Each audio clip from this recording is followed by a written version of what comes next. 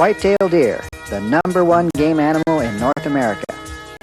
Each year, 17 million hunters take to the field to pursue these elusive and highly intelligent animals, and whitetails are found in almost every state in the Union.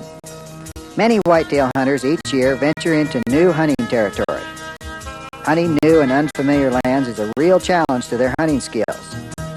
This video will show you how 2 experienced whitetail hunters go about scouting and then hunting new whitetail country.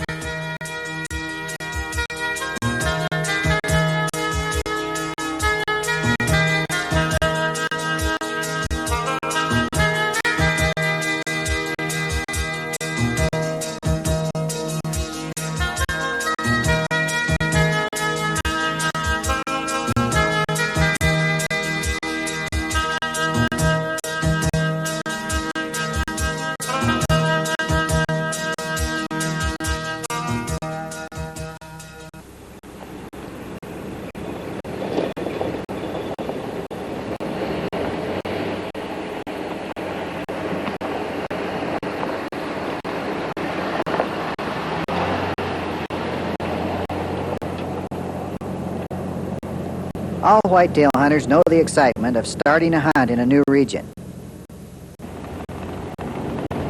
When we get up here a ways, we can stop and we'll get out the map and look at the character of some of this stuff we're looking at. There are many questions about the new area, all accentuated with the anticipation of the unknown.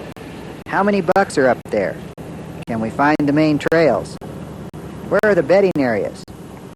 How is the wind going to affect our approach on a prime area? Can we find some rubs and scrapes? Where are we going to find the best places for a stand? All of this is an exciting part of beginning to hunt a new area. You know, these deer will stay there in that little brush patch all day. They're not too far away from feed. They're sure not worried about us right now. No, not at all. The way the weather's been, you know, it's been too nice and warm to really get the rut going, and you know, so the does and the bucks are still pretty well segregated and apart. The first bit of information is established. There are white-tailed deer on this farm. Any hunter knows that where there are does and fawns, there's bound to be those elusive bucks. We will be joining veteran whitetail hunters Frank Johnson and Ken McHenry. These 2 will show us how they go about hunting white-tailed deer in an area they have never before hunted. I don't think I've ever found any more typical kind of white-tailed country than what we've got out here. Everything they want is right here in a real small area, although we're practically in an urban situation, not very far from town. Boy, they couldn't be underfed with all this grass. Oh, yeah. Gee. Yeah. You know, it's surprising to me why they would even want to go down here into this farmland to feed with all the feed that's on the hills and up some of these draws around here. But they seem to, when I've been out here just sightseeing, you know, you see deer moving in the morning and in the evening. Hey, you know, Frank, since we've never hunted this before, I think we'd ought to try and get up here in advance, scout these draws out, and Sure. maybe pick up some big ones that are forming habits. Yeah. Maybe we could pick up on. Yeah. Oh, I think we can. I just think that's so important. We get a head start on the hunting if we, you know, without disturbing the animals. If we'll, you know, sneak up onto some of these ridges in the morning and the evening and just watch, you know, I'm sure that we can pick out I think so. a nice buck. It looks like an easy area to hunt, provided we find out where we're going in the dark. Well, that's right. It is an easy area to hunt until we get into the brush. You know, when we get into these plum thickets and those quakers and those areas are just literally a jungle. And, you know, I've kind of found over the years that these, you know, whitetail are such, I guess you'd call them fringe animals, you know. The edges are so important to them, you know. And what we need to do, I think, is to really learn how these animals relate to the edges of the timber, and when we should be there for them, you know, coming or going. I'd much rather get one out in the open than to have to go in that brush. Sure. but even in that brush, you know, there's some big major trails and stuff if we need to, you know, and there's some places, some of those really, really dense, big basins and little pockets, and there's some swampy areas up in there, you know, and we can pick up the does and fawns in those little brush patches and some of the more accessible areas, but I'll tell you what, it seems like the big old bucks are always in those holes. When I came out and got permission to hunt, Ken, I took this map in and talked to the landowner, and we've got, you know, the boundaries of his land here well indicated so that we don't get off into some place we're not supposed to hunt. I've always felt like that's pretty important. I like to feel real comfortable about where I am when I'm hunting. We've got quite a large area that we can hunt. Got two major drainages that we can hunt down, and of course a big ridge between them and the ridges on both sides, and then we can also hunt down here on all this bottomland that we just drove through. I think that for the most part we could probably assume that because those drainages are about 3/4 of a mile apart, that we'll probably be dealing with two groups of deer. I'm sure that you know, that there's some overlap, but I would really think that if we find a group of deer in one draw, they're going to probably hang in there most of the time, and if we find another group in the other draw, that you know, we can hunt one draw or the other and not be disturbing them both, because that is quite a ways up there. And we can also hunt down here in this bottom. Oh, we can hit either one of these ridges then. Oh yeah. And we won't be even close to being off his property. So that makes it easier. We don't have to watch so carefully. Sure. Make sure we stay on the right land. And there's a road up both ridges, basically. The road goes up the west side of both of these drainages. And that'll help us to not have to cross back and forth and disturb one or the other of the draws. I think that this is the kind of a place where we can come and we can watch these deer for a few days and a few evenings and mornings and learn about them, and maybe even pick out really a special deer or two that we can specifically hunt. You know, that's what I really like to do, is find, you know, I'd like to think I can find the biggest buck deer that lives here and then, you know, ultimately take it. That would be Well, let's ultimately do that. I think so. I think if we start just by scouting these draws, I'd like to sit and see the pattern that they use. Sure. And then we can hit them in the dark and we know exactly where we're going. Sure. I think, you know, today if we'll, you know, probably go up this west one and just find a place up there on the top of that ridge where this evening we can watch and see what we can see for deer, you know, because they'll probably just before dark they'll start filtering down into these meadows where they feed.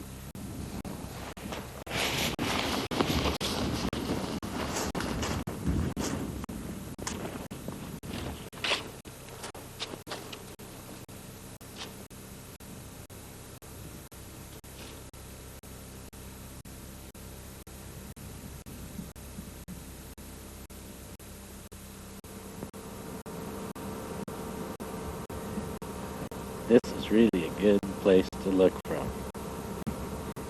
Sure is. See the deer on the meadow down there? Yeah. Already. I'm sure that if we stay right here until dark, that we'll really be able to get a feel for where these deer come and go. Probably. I don't know if you noticed it, but right down here there's a major looking trail. Yeah. Right down through that thick brush patch, and then it reappears way down there past those Quakers. If we stay till dark, we might catch something coming out of this brush. Sure. Going down. Sure. I don't have anything else to do. Well, those Quakers up there, that forest is really looking thick. Good habitat. Oh, yeah. We'll have to explore through it a little bit from time to time and see where we can travel. There's got to be some major trails running running through there somewhere. I think, Frank, I'm going to go on back down here on this point, see if I can see up the draw. Maybe Okay. pick up some of those trails. Sure. Good idea. You think, you stay down there till just... I'll stay down there till dark, Okay, and then I'll meet you a little later on your way down. okay. That way I can look up these draws Sure. and possibly see a trail. Sure, Give us another view of it. good idea. This preliminary scouting is very important. The hunter begins to gather information on the deer's habits. But to really know a piece of deer habitat, it may take several hunting seasons. This preliminary scouting will give vital information that will make this hunt a success. As the evening shadows lengthen, the whitetail, like ghosts, emerge from the surrounding bedding areas.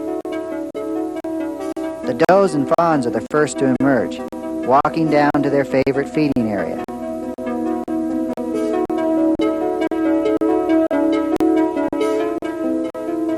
Frank and Ken discover that the deer's favorite feeding area was the grain field near the landowner's farmhouse. White-tailed deer are selective in the feed they eat. Research has established that they will instinctively select the feed that is the best for them. Here it seems to be the newly sprouted grain.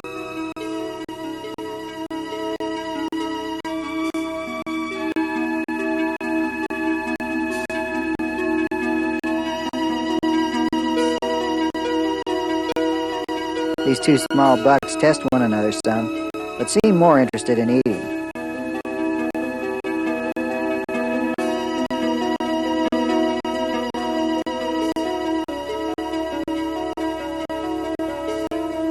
As darkness approaches, the larger bucks start to appear.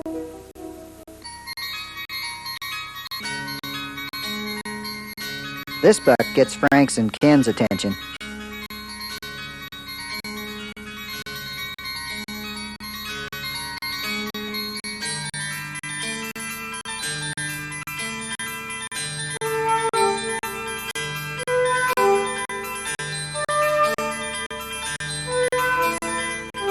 With the movement of deer toward their feeding areas, where there were no deer, there are suddenly many.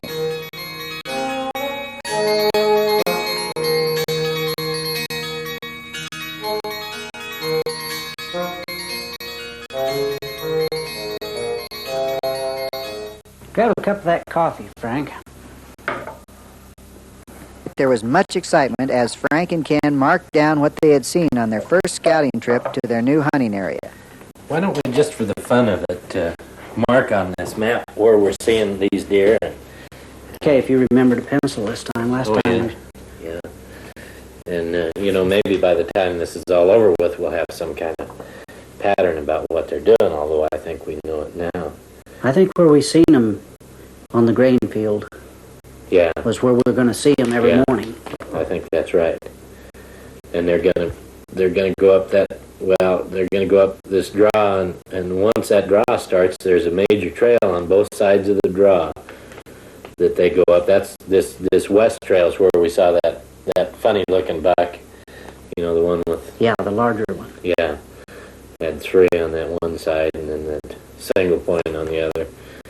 But those little bucks we were watching, they were down right on the bottom edge of the grain field. Mm-hmm. Well, those little ones, though, they were together, and I think that big buck, there's bound to be some big bucks in there together. Sure. That fence corner up there where we were standing and glassing, I think after seeing what we've seen so far, that's probably for scouting and even hunting. That's a great place to be. Yeah, I agree with you. Yeah. I think the key is to get up to that corner where we can see the grain field, see them coming up to us. Right. Well, let's just in the morning. Let's just go right to that fence corner and do some more scouting and just watch and Sounds good. see what happens. Yeah, we can get Both up there. conclude that the grain field is going to be the key to their hunting success.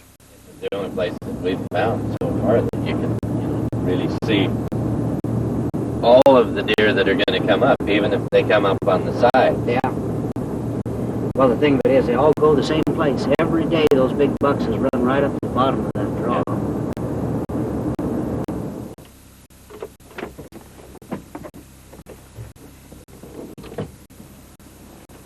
It's decided that they should go back to the fence corner early in the morning and see what's moving up from the grain field.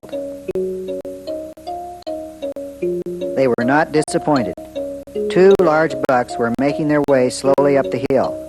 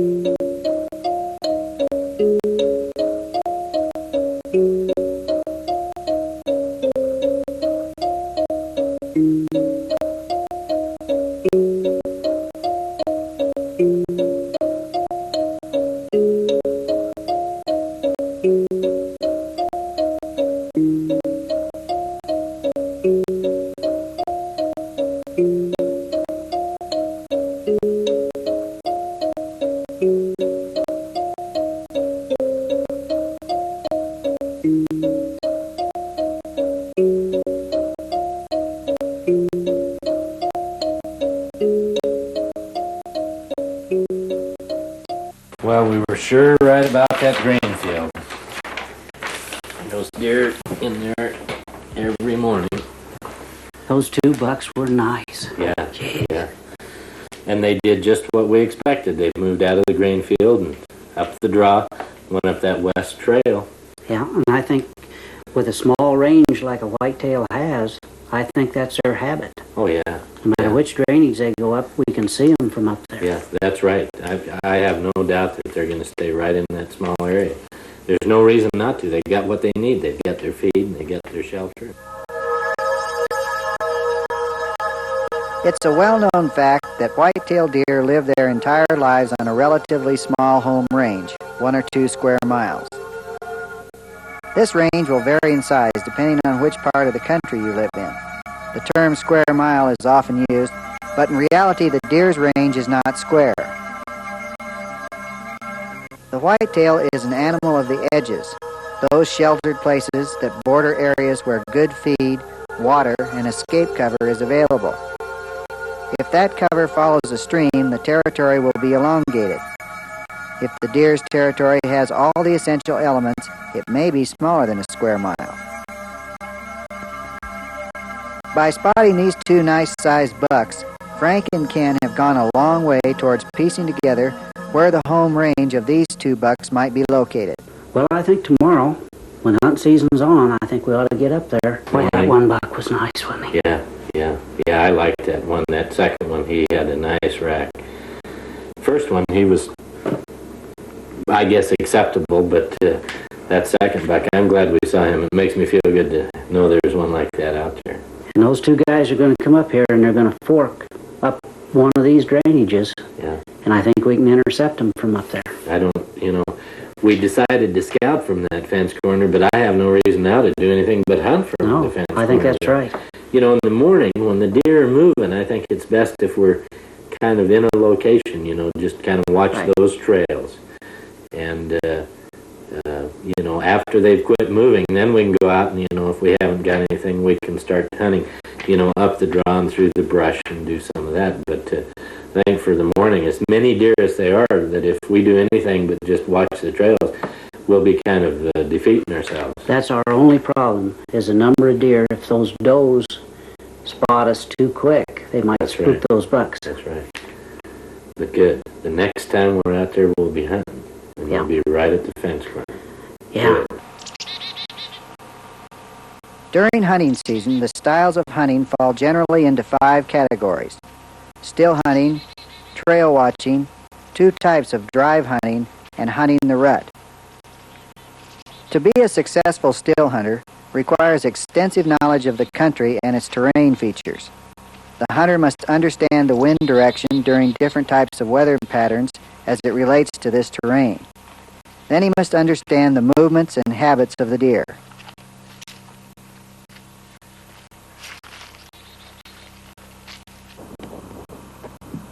Solo still hunting is hunting in the purest form.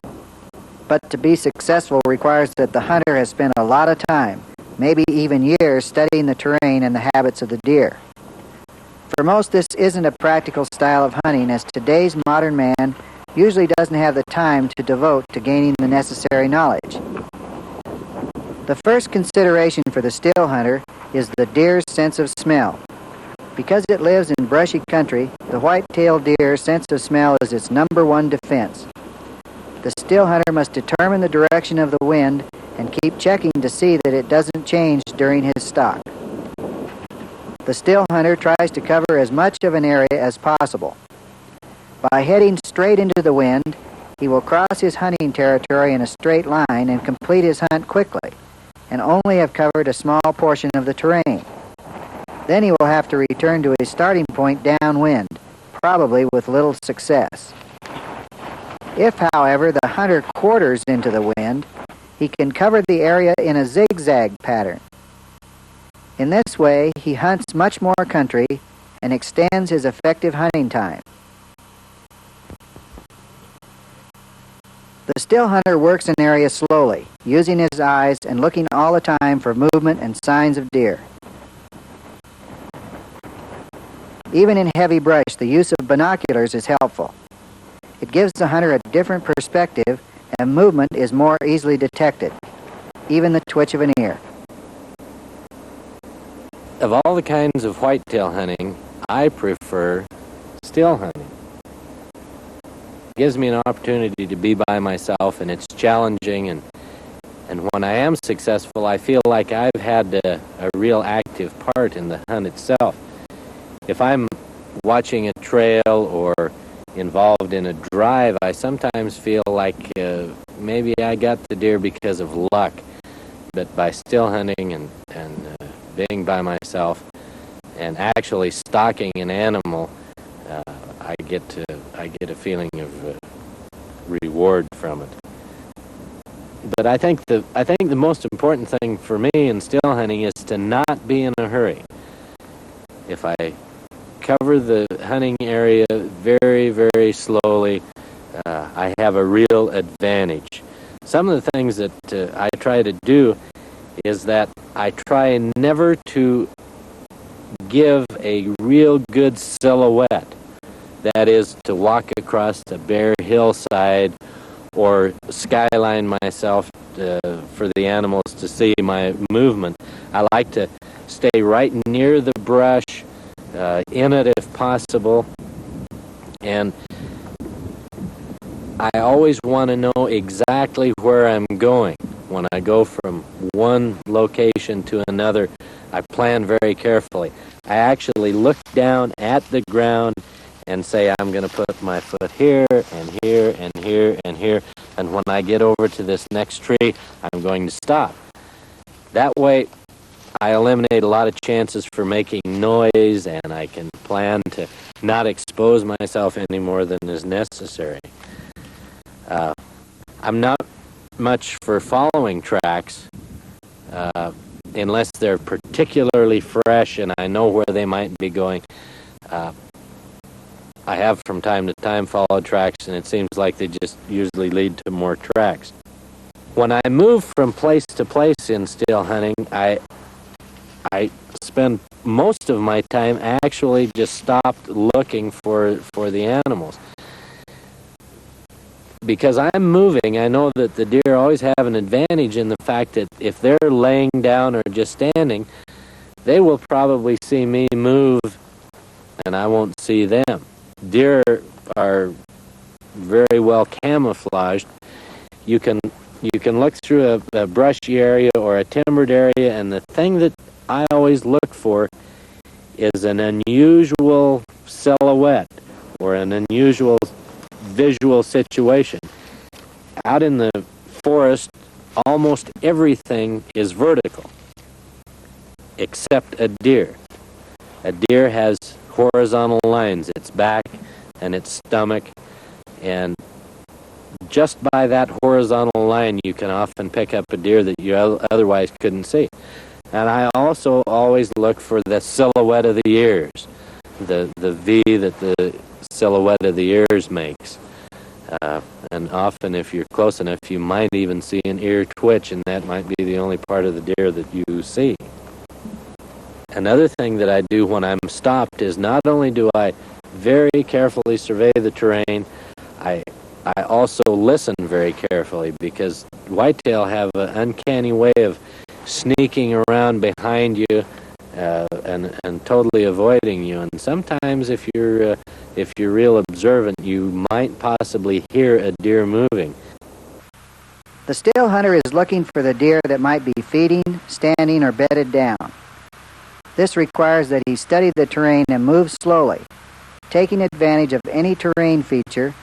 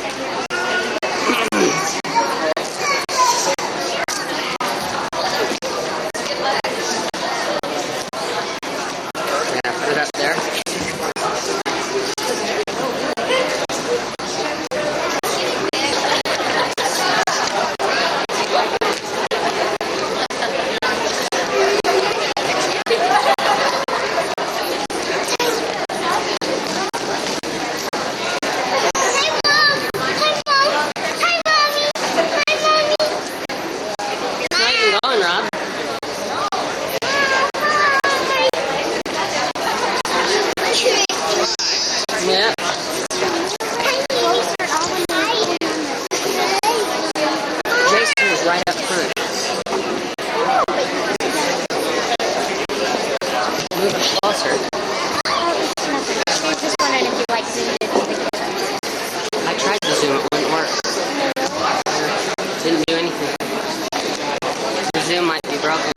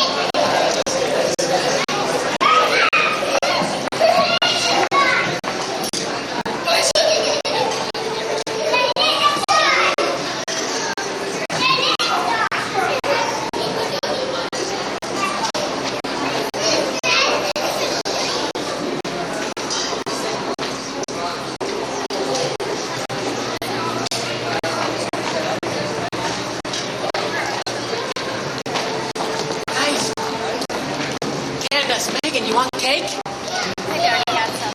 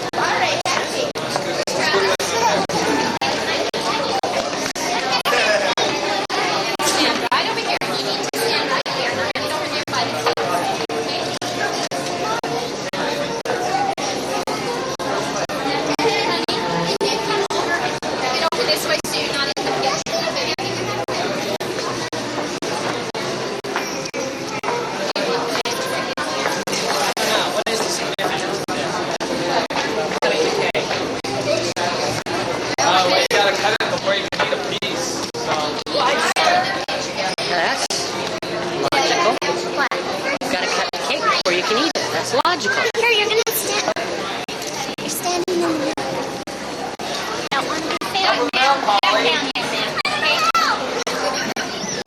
Okay, if you want to get them from different angles, don't worry about this camera. You need to get down out of the camera. Okay, now go back over to you. Okay.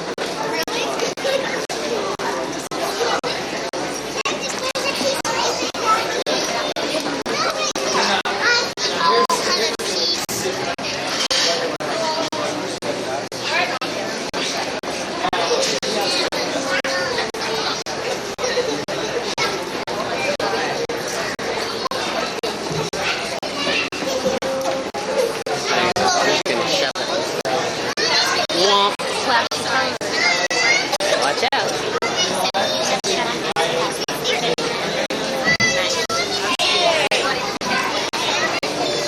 You told him that? Just now you heard him?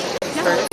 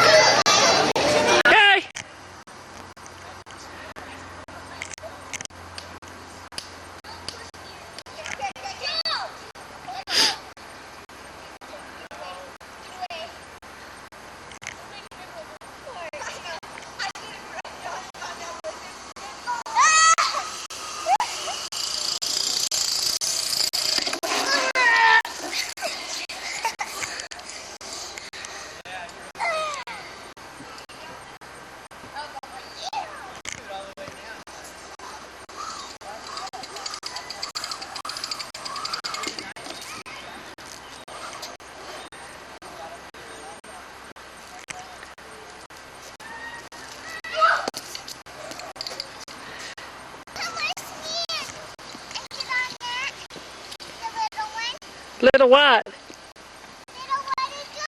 The little swing? Yeah. Okay, just a minute, okay?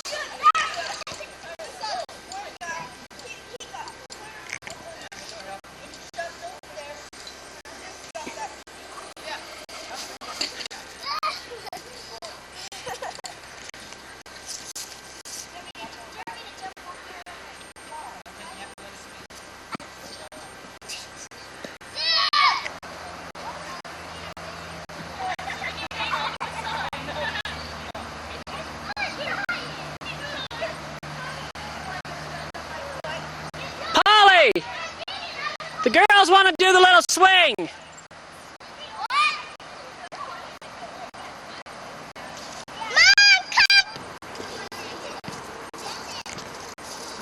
Did you go riding? Do you have the tripod?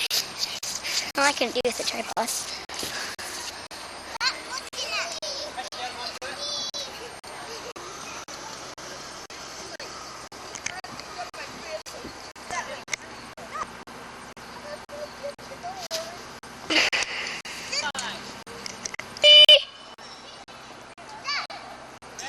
Yes! Want to go with me, Camille? You can't!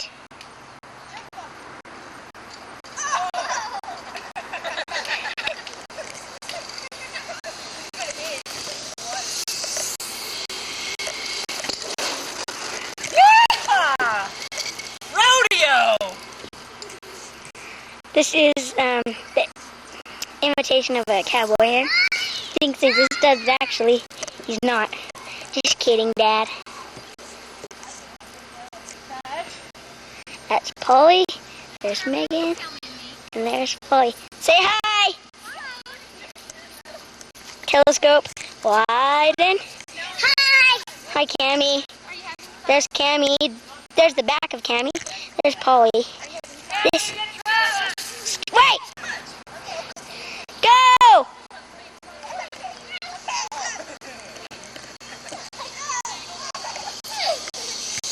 I'm dead!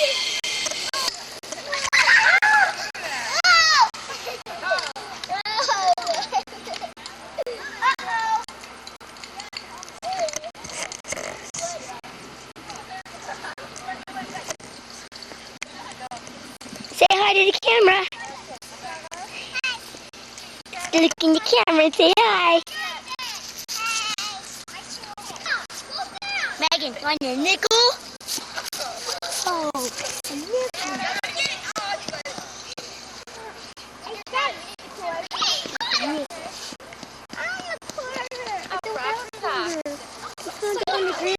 It's not on. See, you hear that, Polly? I go, here's a nickel, Megan. I found it on the ground. And she goes, why? It's against the rules. Here, Polly, can I use your jacket and skit? More than 2 skits. It's the rule. Shelly! Can you do more than 2 times? Where are we going to practice? Hello! Woo! I don't know. Maybe in here. Okay. Huh? Where is she?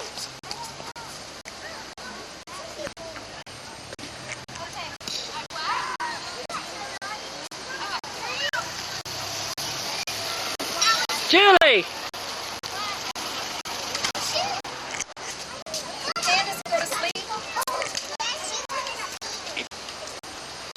She was almost asleep when I last checked on her, and I thought she's...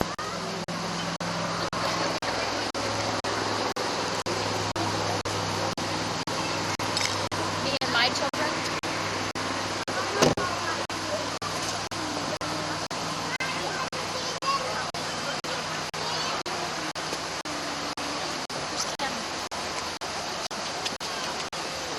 Diana or Nikki, where'd Cammy go? Ron, you missed a good ride. You told her to come out. I heard she's in there, please. It is so nice not having little teeny kids whining I at was me just all the thinking, time. I was thinking the same thing. And you would have had a baby by now. I have a 4-month.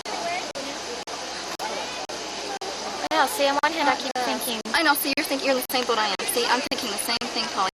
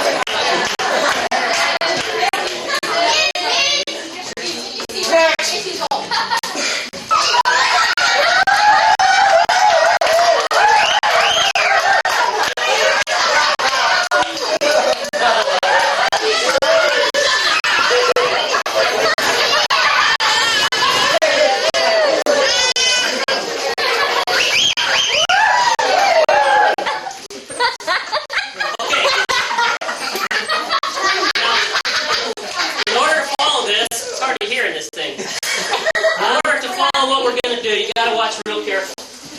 Because we are the two world's best pickpocketers. Okay?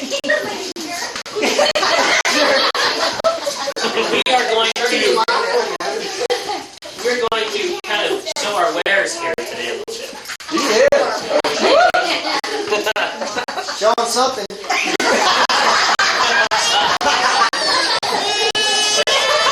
of like a personal contest between the two of us, is trying to establish which one of us is the better pickpocketer. So this is a contest, so that's really what it is. Okay, are you ready? I'm ready. I'm smooth. I'm smooth. That's gonna be.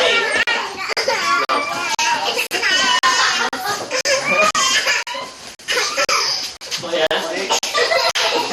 I got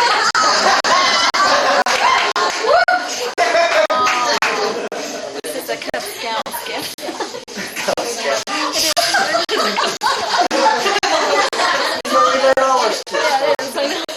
Now I don't know what Ted uses this for, but it's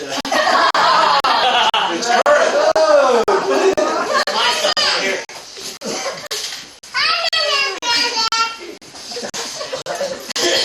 Okay.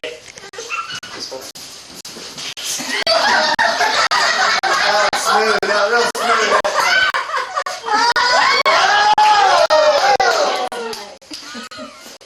and he had this in a knife holder.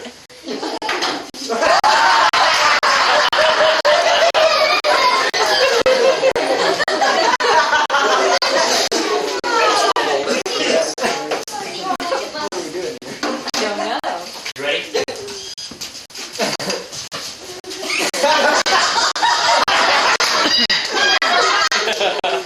Some of you may remember this from 2 years ago. Magic If I can get it turned around here. Where'd you get that? Ah, look at that thing. Oh, bananas. That's right. Remnants of banana. Okay, Hey, that's a good one. we are done.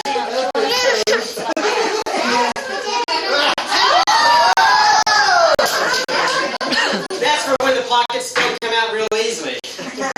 Okay, Who's winning? all right.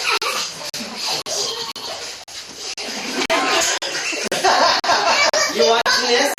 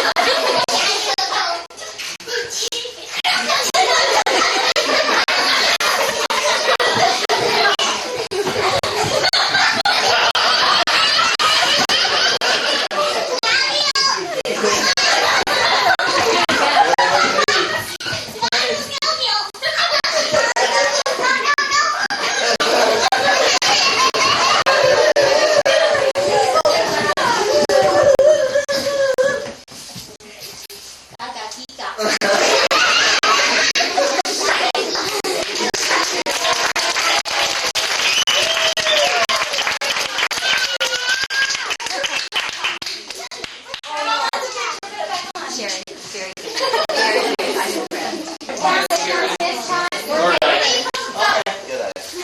is it?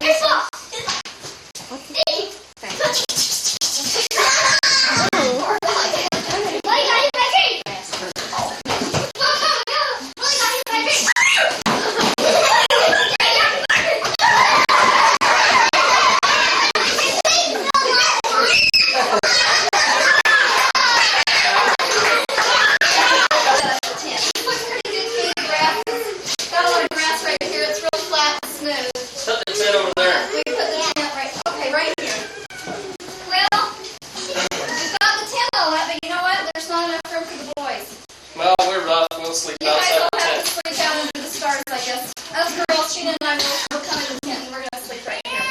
Okay. Brush your teeth.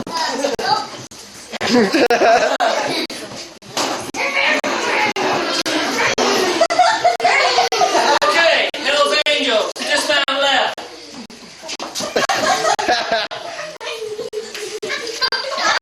Hey, somebody's in our camping spot. Let's get him! Let's get him!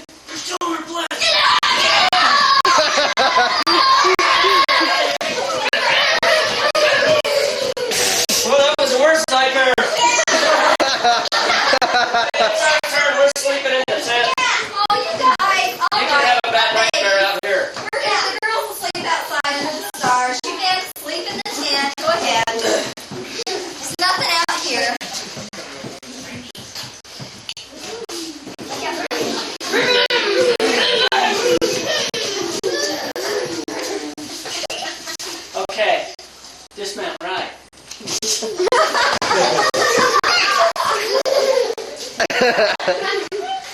They're still on our spot. Since we beat them up and they didn't leave, maybe if we beat them up.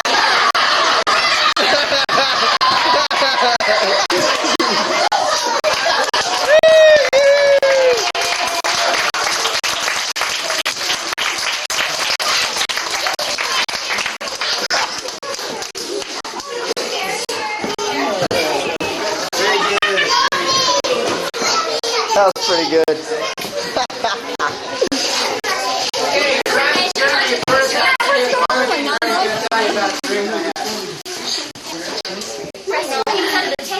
Okay, I dreamed that that I died and I went to hell.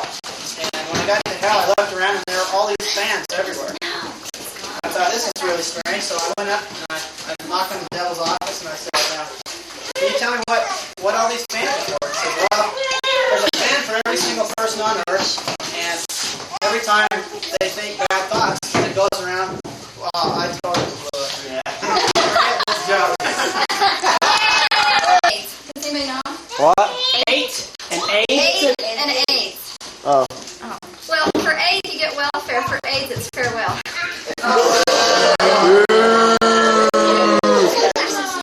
Janine has jokes. Oh! No. I don't think so. Why don't you tell them for me? Well, I don't remember him. I just remember I laughed. I love Reese's. No, the love Again. My first trick, I will make this balloon disappear. Abracadabra! I said abracadabra. Just a minute.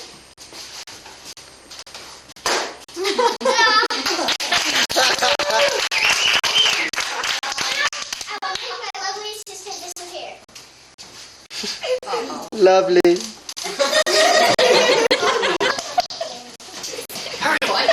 Wait till he's behind the piano.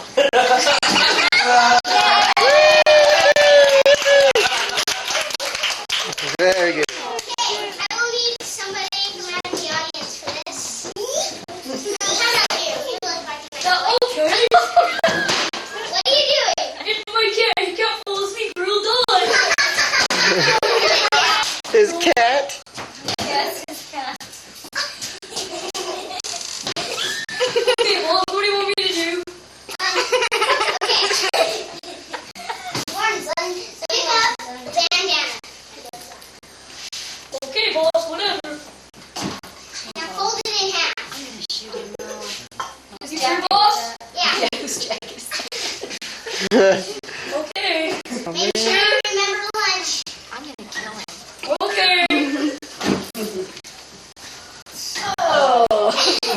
Okay, now throw it up in the air and let it land on the ground. You sure, boss? Yes. Ceiling. Okay, whatever.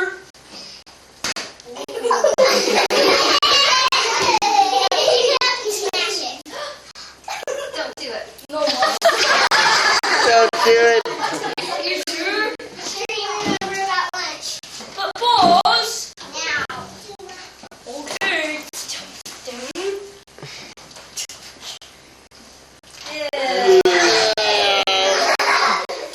Okay, now put it in your pocket. Boss. Now. Whatever, boss. Don't do it.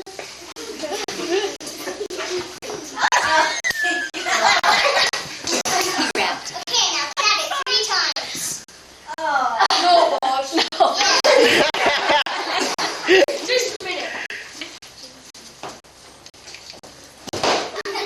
Okay, but he's gonna die. What am I supposed to do? Pat it 3 times. 1, 2, 5. I mean, I'll start over. 3. 1, 2. Boss, what's after 2? 3. 4. Okay, now I will open No, my wait, boss. What's after 2? 3. Oh, okay. 1, 2, 3. Okay, now I'll open my pocket and it'll appear in my pocket.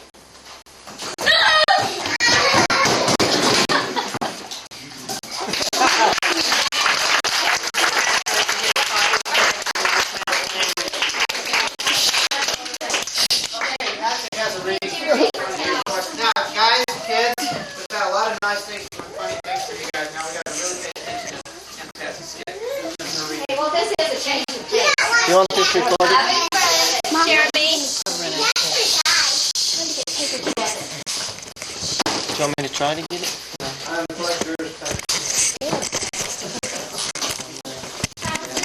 Like,